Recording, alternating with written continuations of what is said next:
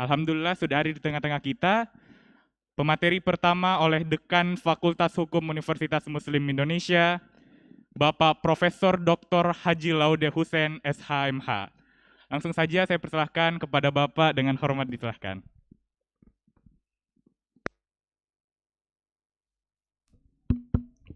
Bismillahirrahmanirrahim. Assalamualaikum warahmatullahi wabarakatuh.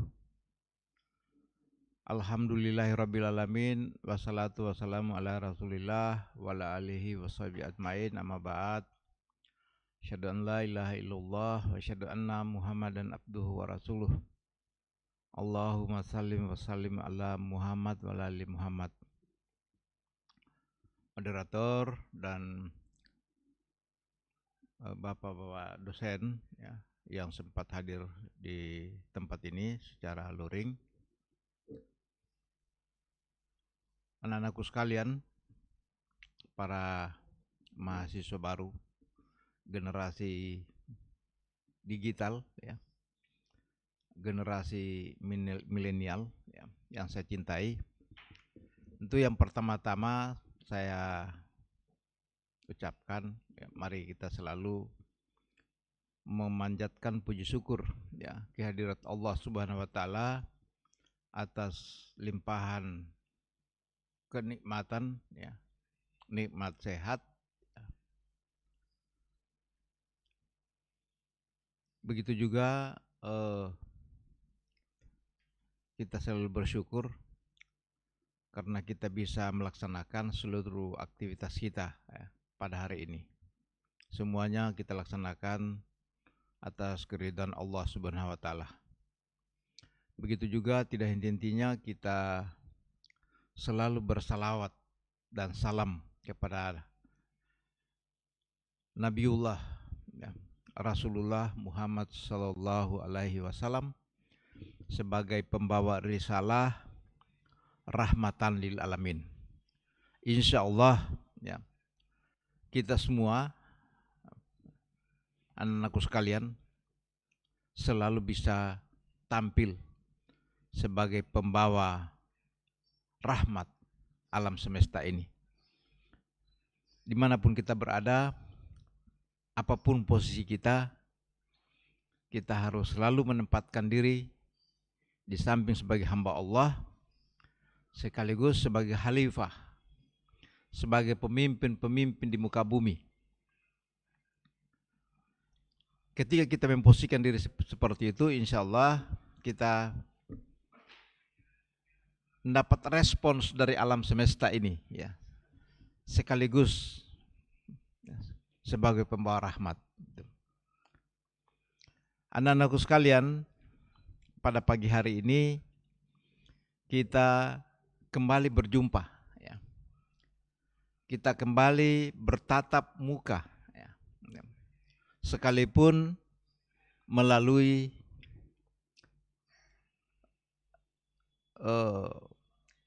ID atau melalui aplikasi Zoom meeting. Tetapi anak-anakku sekalian, semuanya ini adalah merupakan tanda, ya, merupakan gejala yang diperlihatkan oleh Allah Subhanahu wa taala sebagai tanda bahwa kita telah berada di dalam atau dalam situasi zaman di abad 21. Ya. Abad 21 yang kita kenal dengan atau yang populer dengan istilah zaman revolusi industri 4.0. Ya. Generasi keempat kita ini. Ya. Anak-anakku sekalian, di dalam menghadapi abad 21 ya, yang seolah-olah atau yang terkesan itu banyak pembatasan-pembatasan yang terjadi, banyak border yang terjadi. Ini kita bisa lihat dengan adanya fenomena COVID-19. Nah, seolah kita banyak dibatasi, tidak bisa melaksanakan aktivitas. Tetapi kita sebagai makhluk Allah yang diberikan kelebihan-kelebihan ya, untuk menggunakan akal pikiran, menggunakan otak kita untuk bisa membaca fenomena alam ini, ya, bisa membaca tanda-tanda alam ini. Dan kita sebagai manusia ciptaan Allah, sebagai makhluk ciptaan Allah, kita harus mampu membaca fenomena yang ada sekarang ini. Ya. Karena memang Allah berfirman, ya, wa fi anfusakum afala tubsirun, bahwa sesungguhnya banyak tanda-tanda yang diberikan oleh Allah. Apakah kamu tidak pikirkan? Apakah kamu tidak melihatnya? Ya. Afala tubsirun. Ya. Nah, setelah kita melihat berbagai tanda-tanda, berbagai gejala-gejala yang diberikan oleh Allah, termasuk fenomena COVID-19, ini satu tanda yang diberikan oleh Allah. Apakah dengan fenomena COVID-19 ini menjadikan kita terbatas, sehingga kita tidak bisa melaksanakan aktivitas, menjadikan kita tidak bisa ikut melaksanakan perkuliahan? Tentu tidak, anak-anakku sekalian. Kita harus bisa beradaptasi dengan fenomena ini. Bagaimana kita beradaptasi? Tentu kita harus meningkatkan kecerdasan kita. Kita menggunakan otak kita. Kita harus menggunakan hati kita. Kita harus menggunakan keterampilan yang kita miliki. Olehnya itu, anak sekalian, dari awal pertemuan-pertemuan yang lalu saya sebut, kita harus menggunakan 3 dimensi kecerdasan, yaitu kecerdasan spiritual, kecerdasan intelektual, dan kecerdasan emosional. Ya, kita harus mampu menggunakan itu. Kita harus suka atau tidak suka, kita harus menggunakan seluruh potensi yang kita miliki agar bisa kita beradaptasi. Kalau kita tidak bisa beradaptasi dengan fenomena COVID-19, sudah selesai. Ya. Selesai kalau kita tidak bisa beradaptasi. Ya. Kita tidak bisa melakukan pembelajaran, tidak bisa ikut kuliah. Karena dengan alasan saya ada di Merauke, saya ada di Aceh, tidak bisa ke Makassar. Tapi tidak, anak-anakku sekalian. Dengan kecerdasan yang kita miliki, dengan keterampilan yang kita miliki, ini yang saya sebut dengan kecerdasan emosional, keterampilan yang kita miliki dalam hal penggunaan IT, sehingga semuanya kita bisa lakukan, bisa melakukan proses pembelajaran dengan menggunakan informasi dan teknologi atau menggunakan IT. Ini kita sudah rasakan sekarang. Tanpa penguasaan IT, tidak mungkin kita bisa laksanakan ini. Ya, tidak mungkin kita bisa laksanakan pertemuan ini. Jadi ini sekalian, itu pertama yang saya sampaikan, bahwa kita harus mampu beradaptasi. Dalam proses pembelajaran yang kita lakukan di Universitas Muslim Indonesia, salah satu bentuk adaptasi kita dengan fenomena yang ada sekarang ini, pembelajaran kita lakukan dalam bentuk virtual. Ya. Seperti yang kita sekarang ini. Ini kan kita bisa bertemu seperti ini salah satu bentuk instrumen atau alat yang kita gunakan dalam pembelajaran. Dan pembelajaran secara virtual ini, anak-anakku sekalian, itu tidak hanya karena COVID-19, ya. Tidak hanya karena ada fenomena seperti sekarang ini, tetapi memang desain pembelajaran dalam revolusi industri 4.0 itu didesain dengan menggunakan pembelajaran offline, online, yang kita sebut dengan pembelajaran daring. Ya. Pembelajaran daring itu ya kebijakan pemerintah itu dapat dilakukan 100% daring semua, seperti yang dilakukan oleh universitas terbuka, anak sekalian, dan dapat dilakukan dengan blended system atau hybrid. Ya. Jadi sekalipun situasi normal anak-anak sekalian, pembelajaran seperti ini menggunakan melalui virtual itu tetap akan terjadi. Ya. Sekalipun situasi normal, tetapi pendekatannya menggunakan pendekatan blended system. Apa itu blended system? 50% offline, 50% online. Itu sesuai dengan kebijakan yang, dan di Universitas Muslim Indonesia itu sudah melakukan pendekatan itu. Ya. Blended system dan hybrid. Ya. Ya, jadi ada blended system dan hybrid. Ya, kalau blended 50% offline, 50% online, itu materinya. Kalau hybrid, ya, itu pesertanya 50% ada di dalam kelas, 50% dari mana saja, ya. Apakah dari rumah, apakah dari tempat kerja. Artinya anak-anakku sekalian, kalau toh kita pembelajaran kita 100% daring, anak-anakku sekalian bisa sambil kuliah sambil bekerja. Ya, jadi sambil kuliah sambil kerja. Nah, artinya apa? Tidak ada alasan lagi bilang saya tidak bisa bayar uang kuliah, ya, kuliah saya harus cuti. Itu. Anak saya bisa sambil kerja, bisa sambil kuliah. Itu ke depannya. Itu. Jadi sekalipun itu situasi normal, itu pembelajaran seperti ini kita lakukan. Anak sekalian, di Fakultas Hukum, ya, di Fakultas Hukum UMI yang tempatnya anak sekalian masuk, ya, anak sekalian sudah, ini sebenarnya sudah perkuliahan, ya, sudah pembelajaran, ya, sudah berjalan semester awal ini, ya, anak sekalian sudah 3 hari berturut-turut, ya, itu terhitung hadir dalam perkuliahan sebenarnya.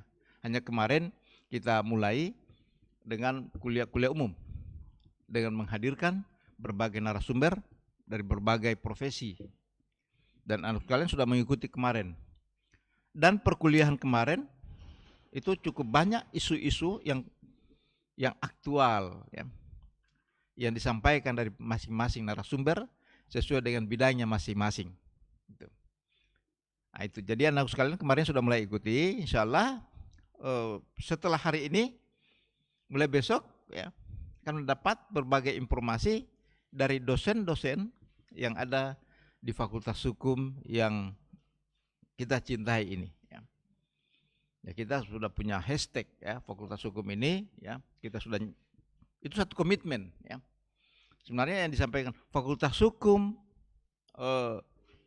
tangguh, Fakultas Hukum tumbuh, Fakultas Hukum unggul, itu bukan jangan kita hanya jadikan slogan saja, ya. Dia tidak akan menjadi slogan saja, tetapi itu akan menjadi sumber motivasi bagi Fakultas Hukum UMI pada masa-masa yang akan datang. Ya. Jadi Fakultas Hukum UMI tangguh, ya, menghadapi segala tantangan, gitu. Tangguh menghadapi segala situasi, gitu. Situasi apapun, Fakultas Hukum akan mampu menghadapinya. Tentu dengan potensi yang kita miliki, ya.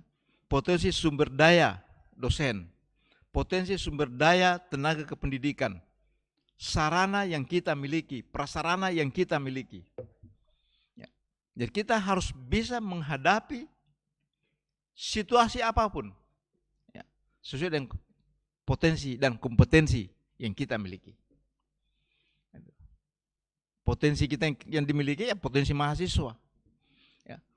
Mahasiswa Fakultas Hukum harus punya komitmen, harus merasa memiliki, ya, sense of belonging, ya, dan harus merasa bertanggung jawab. Ya. Bukan hanya merasa memiliki.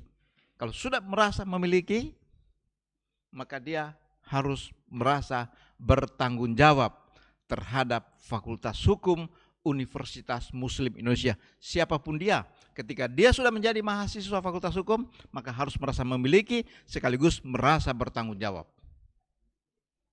Anak sekalian, ya, itu harus ada komitmen. Ya. Makanya Fakultas Hukum UMI tangguh. Gitu. Jadi bukan hanya sekedar slogan, ya. Ya secara kebetulan saja ini menjadi hashtag Indonesia, ya, Indonesia Raya. Indonesia Merdeka, gitu. Tapi sekaligus menjadi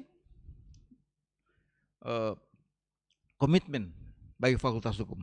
Kita adopsi itu, ya. Kita nyatakan Fakultas Hukum UMI tangguh, dan ini mahasiswanya tangguh, ya, harus tangguh, ya. Apalagi dosen-dosennya, ya. Dosen-dosen yang juga sebagian adalah generasi milenial, generasi digital. Nah, itu. Jadi yang kedua, Fakultas Hukum UMI tumbuh. Ya. Ya. Ya. Ini sesuai dengan prinsip-prinsip hukum sebenarnya. Itu. Hukum itu juga tumbuh. Ya. Fakultas Hukum itu tumbuh mengikuti pertumbuhan dan perkembangan masyarakat. Selama masyarakat masih menjatuhkan pilihannya di Fakultas Hukum Universitas Muslim Indonesia, maka di saat itu pula Fakultas Hukum UMI harus tumbuh, termasuk disiplin ilmu yang dikembangkan, yaitu disiplin ilmu hukum yang selalu tumbuh dan berkembang mengikuti perkembangan masyarakat. Hukum juga tumbuh, ya. Jadi salah satu penulis, Benjamin N. Cardoso, ya, dalam bukunya The Growth of the Law, ya, pertumbuhan hukum. Nah, itu. Jadi ada satu buku itu, ya, anak sekalian, ya, ditulis oleh Benjamin N. Cardoso, salah satu filsuf hukum dari Amerika Serikat. Dalam bukunya itu nyatakan law must be stable and yet cannot stand still. Bahwa hukum itu selalu stabil, tetapi tidak pernah berhenti mengikuti pertumbuhan masyarakat. Nah, jadi itu hashtag Fakultas Hukum itu tumbuh, itu bukan tidak beralasan. Bahwa Fakultas Hukum harus selalu tumbuh dan berkembang mengikuti dinamika pertumbuhan hukum itu sendiri. Lalu yang ketiga, Fakultas Hukum UMI unggul. Ya. Itu satu fenomena, ya. Jadi Fakultas Hukum unggul itu menjadi fenomena yang ada sekarang, fenomena yang kita rasakan sekarang, ya. Bahwa Fakultas Hukum UMI membuktikan dirinya sebagai Fakultas Hukum yang unggul di Indonesia. Ya. Kenapa saya berani bilang Fakultas Hukum UMI yang unggul di Indonesia? Karena baru 4 fakultas hukum se-Indonesia, baik PTN maupun PTS, yang memiliki peringkat akreditasi unggul. Ya. Baru 4, PTN, PTS. Ya. Nah, di samping kita menjadi satu motivasi bahwa kita unggul, ini juga menjadi tantangan bagi kita semua. Keunggulan yang kita miliki atau peringkat akreditasi unggul yang kita miliki sekarang itu bukan hanya milik pimpinan fakultas, tapi milik semua, mulai dari mahasiswa, tenaga kependidikan, dosen, pimpinan fakultas, pimpinan universitas. Saya nyatakan milik kita semua karena kita semua yang akan mempertanggungjawabkan ini. Semua kita yang bertanggung jawab, ya, mulai dari mahasiswa. Mahasiswa sekarang ini mendekati 4.000 mahasiswa Fakultas Hukum. Ya. 4.000 orang yang akan mempertanggungjawabkan peringkat akreditasi yang kita miliki. 88 orang dosen Fakultas Hukum yang akan mempertanggungjawabkan predikat akreditasi unggul ini. Tambah pimpinan fakultas dan pimpinan universitas, semua akan bertanggung jawab. Olehnya itu, ini kita memiliki peran yang berbeda-beda. Ya. Kita memiliki peran yang berbeda-beda dalam rangka mempertahankan akreditasi unggul ini. Ini yang saya sebut bagaimana kita menggunakan peran yang sama, yang berbeda untuk mencapai satu tujuan yang sama, yaitu mempertahankan akreditasi unggul. Ini saya sebut dengan bersinergi. Ya. Kita punya peran yang berbeda-beda, tetapi untuk satu tujuan, itu namanya sinergitas. Tapi anak-anakku sekalian, tidak cukup kalau hanya sinergitas. Harus diikuti dengan kolaborasi. Ya. Ya. Kita harus berkolaborasi sesuai dengan peran kita masing-masing. Bergandengan tangan. Ya. Sehingga kita bisa menciptakan suatu harmonisasi. Ya. Tanpa harmonisasi, tujuan yang kita akan capai itu akan pincang, lambat. Ya.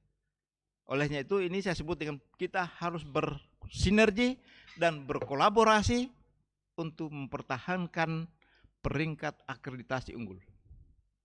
Ke arah mana? Yaitu ke arah terwujudnya visi fakultas dan visi Universitas Muslim Indonesia. Ini, jadi anak-anak sekalian, jadi hashtag Fakultas Hukum itu bukan hanya sekedar lip service saja, tapi itu menjadi sumber motivasi bagi kita semua dalam rangka melaksanakan pencapaian visi misi Fakultas Hukum Universitas Muslim Indonesia sekaligus mencapai visi universitas. Visi universitas adalah, yaitu ini sudah sering disebut-sebut, membentuk manusia-manusia yang berilmu, amalia, beramal ilmiah, berakhlakul karimah, dan berdaya saing. Kita mencapai ke sana. Lalu dalam rangka mencapai visi misi itu sudah ditetapkan profil universitas. Profil universitas adalah semua elemen khususnya mahasiswa dipersiapkan menjadi pemimpin. Leader skill. Ya. Anak-anak sekalian semua harus jadi pemimpin-pemimpin masa depan. Nah, untuk menjadi pemimpin masa depan yang pertama ya harus dibekali. Ya. Dibekali berbagai kemampuan. Ya. Ya. Kemampuan berbahasa. Ya. Language skill.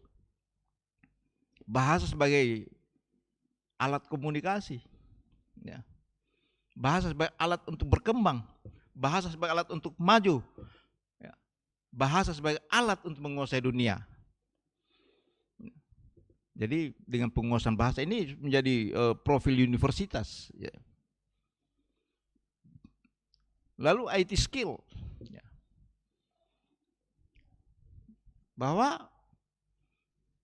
keluaran Universitas Muslim Indonesia itu tidak boleh tidak melek dengan IT, harus menggunakan IT, harus menguasai IT. Nah, pembelajaran yang sekarang ini bukan hanya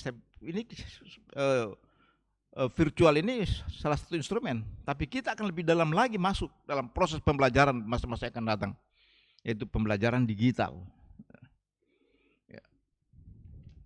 Digitalisasi pembelajaran. Suka atau tidak suka, kita harus masuk ke sana. Ya, Fakultas Hukum UMI sudah juga mempersiapkan desain pembelajaran digital. Dan mudah-mudahan tahun depan anak sekalian itu untuk mengakses materi-materi pembelajaran dari Manchester University atau Boston University itu dengan menggunakan digitalisasi. Jadi kita tidak ketinggalan. Ya. Makanya kita berani menyatakan alumni Fakultas Hukum Universitas Muslim Indonesia harus mampu bersaing secara nasional dan internasional. Dan untuk bisa bersaing secara internasional tentunya materi pembelajaran kita harus mampu mengakses materi-materi pembelajaran yang ada di luar sana. Ya. Nah, sekarang ini ya bisa kita akses itu semua kalau kita menguasai IT. Jadi anak sekalian, ya khususnya di Fakultas Hukum sekarang ini anak sudah milih menjatuhkan pilihannya di Fakultas Hukum, ya tentu proses pembelajaran yang anak-anakku lakukan atau ikuti adalah masuk dalam koridor bidang hukum. Ya nanti sebentar ya Bapak dan Ibu Wakil Dekan dan sekaligus ketua-ketua bagian tentu akan mempresentasikan bagaimana anak sekalian bisa mempersiapkan diri, bisa mendesain proses pembelajaran sehingga bisa tepat waktu. Yang tepat waktu. Ya. 7 semester anak sekalian Anda sudah bisa sarjana hukum. Ya, itu. Insya Allah sebentar itu akan diantar, diperkenalkan agar supaya anak sekalian itu tidak salah program ya dalam kartu rencana studi. Ya kalau sekarang di semester 1 itu masih tidak diperkenankan untuk belanja mata kuliah, ya karena itu sudah otomatis ya, diproses oleh akademik ya semester 1. Begitu juga mungkin semester 2 ya semester 2 ya itu masih otomatis karena masih paket istilahnya ya. Nanti semester 3 baru anak sekalian itu menentukan pilihan. Kalau semester 1 dan 2 itu masih paket ya.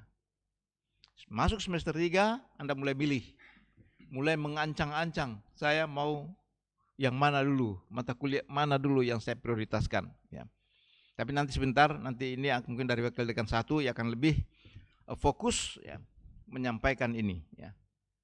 Diikuti dengan kepala-kepala bagian. Gitu. Termasuk perpustakaan ya. Perpustakaan di Universitas Muslim Indonesia ada 2 ya. Ada perpustakaan Fakultas Hukum ya. Dan ada perpustakaan Utsman bin Affan ya, Universitas ya. Kemarin juga waktu anak-anak sekalian pesantren kilat itu sudah diperkenalkan ya perpustakaan itu ya. Kemudian yang tidak kalah penting anak-anak sekalian dalam proses pembelajaran Fakultas Hukum UMI ya, itu ada materi ya, ada mata kuliah pencerahan kalbu ya. Pencerahan kalbu adalah untuk mengasah kecerdasan yang kita miliki dengan potensi iman ilmu. Nah, ini. Jadi kemarin anak sekalian itu kalau pada saat pesantren kilat kemarin itu selalu ayat yang dibacakan, ya, yang dibacakan memulai kegiatan pesantren kilat itu dibacakan ya. Yarfa'illahu lazina amanu minkum walazina utul ilma darajat. Bahwa Allah akan mengangkat derajat orang-orang yang beriman dan berilmu pada derajat yang lebih baik. Anak sekalian, ayat itu mengandung makna filosofi. Ya. Bahwa potensi iman dan ilmu yang ada dalam diri kita, iman dan ilmu yang terpatri dalam diri kita, itulah yang akan mengangkat derajat kita di dunia dan akhirat. Orang yang beriman dan berilmu ya, diibaratkan jika dia berada di lautan, maka dia akan selalu terapung. Ya, dia bisa mengapung, ya, bisa mengapungkan diri ya, dengan potensi iman ilmu. Sekalipun ada yang narik turun ke bawah, tarik kakinya, kepalanya naik ke atas. Kepalanya ditenggelamkan, kakinya yang akan naik. Dia akan selalu mengapung anak-anakku sekalian. Karena itu janji Allah. Ya, yakin bahwa orang yang beriman dan berilmu akan selalu berada pada derajat yang ditinggikan oleh Allah, ya. Ditinggikan oleh Allah Subhanahu wa taala. Ya. Harus yakin itu, ya. Apa buktinya? Kita lihat, ya. Orang yang tidak berilmu dengan yang berilmu, ya. Orang yang sarjana dengan yang tidak sarjana, kalau sama-sama melamar kerja, posisinya berbeda. Nah, itu ya. Orang yang sarjana hukum dengan magister hukum, ketika bersaing di dunia kerja, itu posisinya berbeda. Itu salah satu bentuk, ya, janji Allah. Ya. Allah akan mengangkat derajat orang-orang yang berilmu dan berilmu pada yang baik. Jadi melalui pencerahan kalbu anak sekalian, yang dengan bobot SKS 6 SKS. Jadi khusus anak-anakku sekalian, angkatan 2001 ini, ya 2021, ya, itu pencerahan kalbu sudah memiliki bobot 6 SKS. Yang sebelumnya tidak. Ya. Angkatan-angkatan sebelumnya tidak ada, itu 0 SKS. Ya. Tapi sekarang itu bobot 6 SKS. Insya Allah, ya, kita semua berdoa pandemi COVID-19 ini selesai, acara pencerahan kalbu akan dilaksanakan di Pondok Pesantren Darul Mukhlisin Padang Lampe di Kabupaten Pangkep. Di sana hamparannya itu 22 hektar lokasinya, ya. Itu mendekati Padang Mahsyar ini, ya. Sebelum ke Padang Mahsyar kita ke Padang Lampe dulu. Nah, itu ya. Kita ke Padang Lampe dulu. Kita mengasah diri kita di sana, ya. Mengasah kecerdasan kita. Kita bisa mengharmonisasikan, ya, 3 dimensi kecerdasan. Di sana kita bisa berolahraga, kita bisa berolah rasa, ya, sekaligus bisa mengolah mata. Nah, ya. Jadi anak sekalian, bersiaplah. Ya.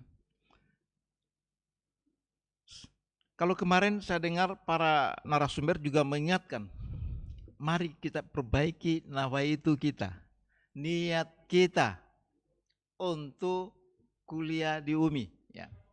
Jangan sia-siakan berada di UMI. Ternyata setelah mereka berada di luar kampus, bersaing dengan alumni-alumni lain, itu alumni UMI selalu ada keunggulan. Dan mereka rasakan ada kebahagiaan tersendiri, ya. Ada kebahagiaan tersendiri sebagai alumni UMI. Mereka rasakan setelah berada di luar, setelah mereka bekerja. Nah, contoh Pak Effendi kemarin, ya. Pak Effendi itu yang dari Kejaksaan Agung Republik Indonesia, itu karena dia selalu dikenal bahwa dia alumni Universitas Muslim Indonesia, itu di saat-saat tertentu dia selalu diminta untuk berceramah, selalu diminta untuk berkhutbah, ya. Jadi anak sekalian harus mempersiapkan diri itu, ya. Mempersiapkan diri kalau dari awal, dari sekarang ini, bahwa saya mahasiswa UMI. Sewaktu-waktu kalau ada di hari Jumat, khatibnya tidak datang, penggantinya tidak datang, harus siap menjadi khatib. Ya, saya sudah buktikan itu juga anakku sekalian, ya. Saya juga begitu, ya. Jadi kalau hari Jumat itu saya siap, ya.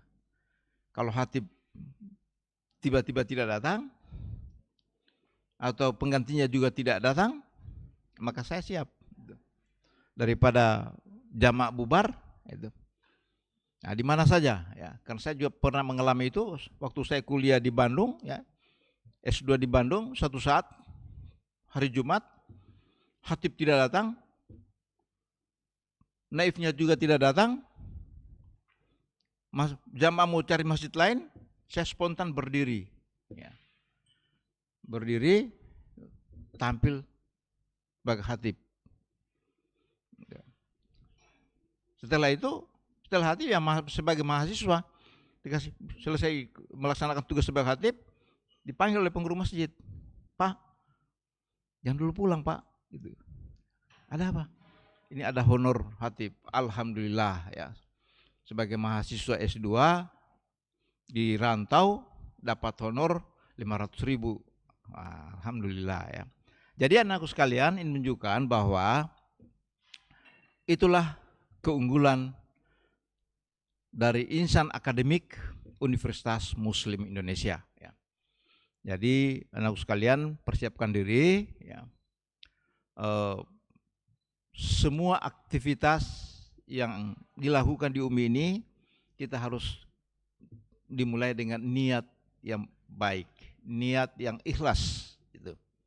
Ikhlas menerima proses pembelajaran, ikhlas menerima pelayanan, dan bagi pelayan-pelayan yang ada di Fakultas Hukum harus ikhlas memberikan pelayanan. Jadi sekalian, itu beberapa harapan saya, pesan-pesan ya, pada anakku sekalian, bahwa mulailah proses pembelajaran di Fakultas Hukum UMI dengan satu niat yang ikhlas, tancapkan ya, tekad anakku sekalian bahwa saya akan memulai pembelajaran dan akan mengakhiri perkuliahan 3,5 tahun ke depan, ya, 7 semester sudah selesai, anak sekalian. 3,5 tahun ke depan diharapkan anak sekalian sudah di wisuda. Ya. Jangan mau jadi mahasiswa abadi, ya itu. Ya mahasiswa abadi itu kalau sudah lewat 10 semester, ya belum selesai mahasiswa abadi. Kalau sudah jadi mahasiswa abadi, ya terpaksa dikeluarkan juga. Ya. Itu. Yang dikenal dengan drop out. Jangan ada anakku sekalian ya, yang mau di drop out karena sudah lewat waktu. Jadi anakku sekalian, sekali lagi saya ucapkan, ayo mari kita sama-sama di Fakultas Hukum UMI. Ya. Kami tentu sebagai pelayan-pelayan di Fakultas Hukum UMI akan dengan ikhlas melayani anak-anakku sekalian dalam proses pembelajaran. Saya kira itu harapan saya. Lebih dan kurangnya tentu mohon dimaafkan karena masih ada materi-materi yang lain yang disampaikan oleh Bapak dan Ibu pimpinan di Fakultas Hukum yang kita cintai ini. Terima kasih. Wallahu waliyut wal hidayah. Wassalamualaikum warahmatullahi wabarakatuh. Waalaikumsalam warahmatullahi wabarakatuh. Luar biasa sekali materi kita pada pagi hari ini terkait mengenai keunggulan-keunggulan yang ada di Fakultas Hukum. Terutama mengenai proses sistem pembelajaran yang ada di Fakultas Hukum yang tentunya sudah menggunakan sistem hybrid, bukan begitu Prof? Ya, jadi 50% mungkin pembelajaran boleh didapatkan di kelas dan 50%-nya lagi boleh didapatkan di luar kelas. Nah, sedangkan selain hybrid, Fakultas Hukum juga sudah melaksanakan sistem pembelajaran blended system. Jadi 50% secara daring dan 50%-nya lagi secara luring. Jadi untuk teman-teman semua, ini bukan hanya kita harus menghadapi fenomena pandemi COVID-19, tapi di segala fenomena kita harus mampu beradaptasi, tentunya di era digitalisasi sekarang ini.